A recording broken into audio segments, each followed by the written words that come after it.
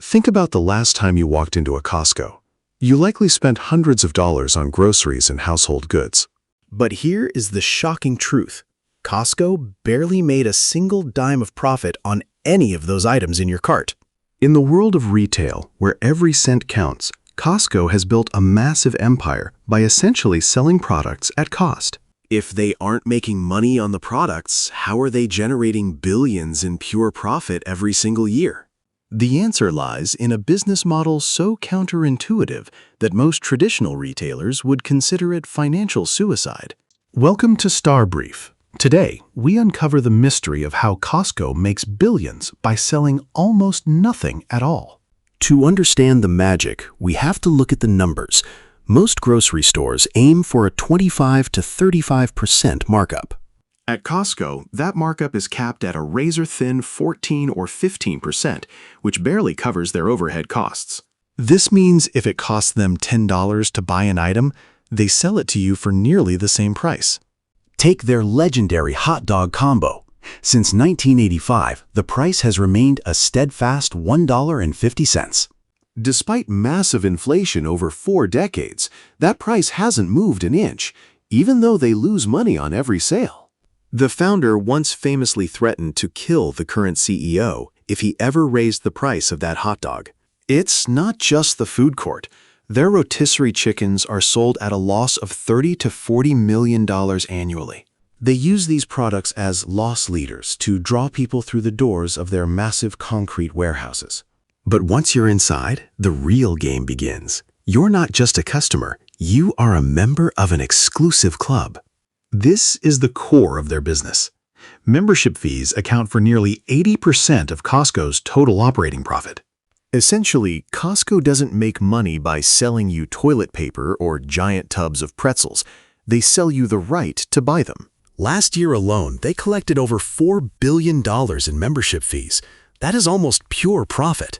Because they don't rely on product margins, they can focus entirely on one thing: keeping the customer loyal. A membership card creates a psychological bond. If you've paid $60 a year to shop there, you feel obligated to use it. This creates a massive recurring revenue stream that is predictable, stable, and incredibly hard for competitors to beat. But to keep you coming back, Costco has to maintain an operation that is leaner and faster than any other retailer on Earth. Standard supermarkets carry about 30,000 different items. Costco carries only about 4,000. By limiting choices, they gain massive bargaining power over their suppliers. If you want to be the only ketchup at Costco, you better give them the lowest price. They also save money by not having bags. You take your groceries home in the same cardboard boxes the items arrived in.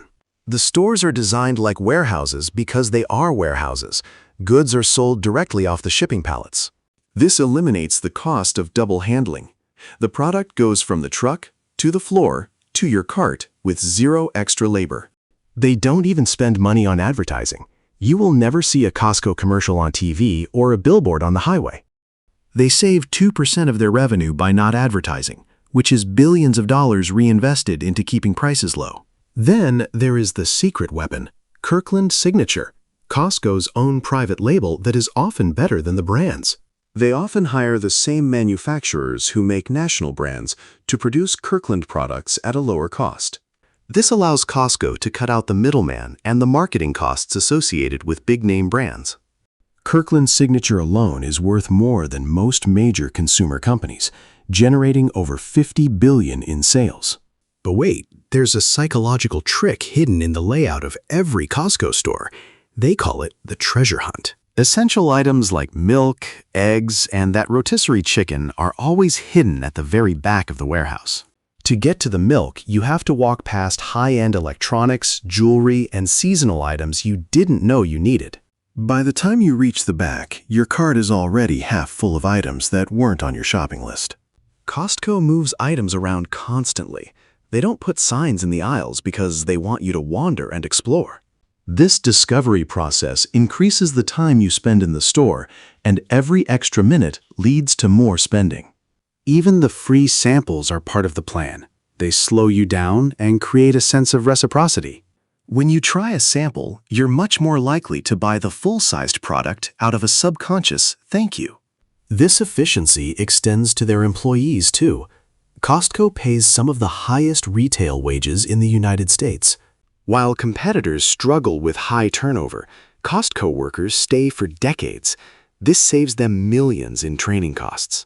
A happy, efficient workforce means faster checkout lines and better stocked shelves, keeping the membership value high. It's a virtuous cycle.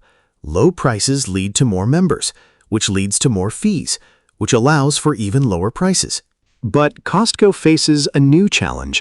The world of retail is shifting to the digital realm. Amazon and Walmart are fighting for the same membership dollars with Prime and Walmart Plus. Yet, Costco's renewal rate remains at a staggering 90%. People simply don't want to let go of their cards. Even during economic downturns, Costco thrives. When inflation hits, their value proposition only becomes stronger. In a recession, the family buying in bulk saves more money, cementing Costco's place in the American household. But there is a dark side to the bulk buying model. It encourages overconsumption and waste. When you buy a gallon of mayonnaise because it's a deal, you might end up throwing half of it away. Costco knows this. Their entire business relies on the unit price logic, even if the total price is much higher. This psychological shift makes customers spend more than they would at a regular grocery store. The average Costco shopper has a household income of over $100,000. This is a premium audience. Costco isn't just selling cheap food. They are selling a lifestyle of smart, affluent consumption. And that lifestyle is protected by those four walls and that membership card.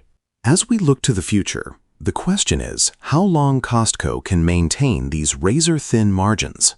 Energy costs are rising. Shipping is getting more expensive. Labor demands are increasing across the country.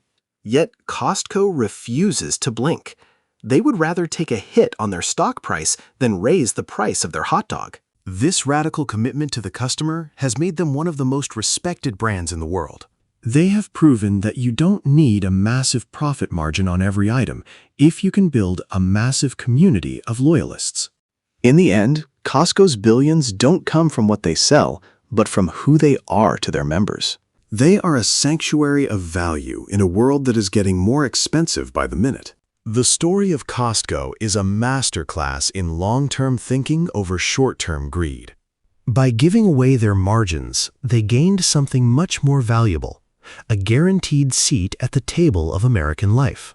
Next time you walk past the food court and see that $1.50 price tag, remember the billions hiding behind it.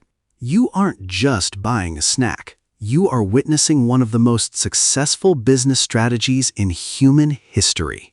If you enjoyed this deep dive into the power of money in business, subscribe to StarBrief for more stories that change how you see the world. I'm your narrator, and this has been StarBrief. We'll see you in the next mystery. Leave a comment below. Do you think the membership is worth it?